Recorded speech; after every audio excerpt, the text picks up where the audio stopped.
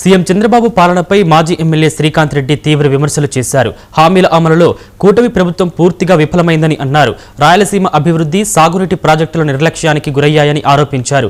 Handrineeva, Rayalaseema lift ప్రాజెక్టులను వెంటనే పూర్తి చేసి చిత్తశుద్ధి నిరూపించుకోవాలని డిమాండ్ చేశారు. అలాగే సాయికృష్ణ కస్టడీ మృతి, సుగాలి ప్రీతి కేసులపై ప్రభుత్వం సమాధానం చెప్పాలని అన్నారు. ప్రజల పక్షాన పోరాటం కొనసాగిస్తామని ఆయన స్పష్టం చేశారు. గత 2 సంవత్సరాల నుంచే ముఖ్యమంత్రిగా ఉన్నట్టుగా వ్యవహరిస్తున్నాడు. ఏ పబ్లిక్ మీటింగ్ పోయినా ఎక్కడ చూస్తున్నారో మాట్లాడడం బట్టి చూస్తే ఆయనకి ఏదో కొత్తగా అవకాశం వచ్చి తను ఏదో మార్పు చేయబోతున్నటువంటి భ్రమ సృష్టిస్తున్నాడు ప్రజలకి.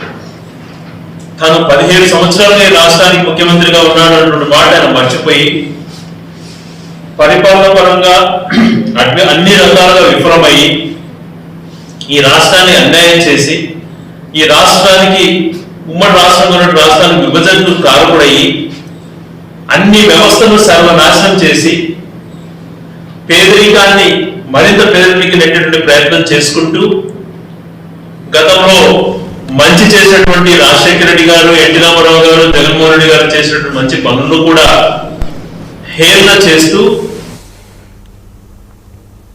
అంతర్జాతీయ మాదక ద్రవ్యాల వ్యతిరేక దినోత్సవం సందర్భంగా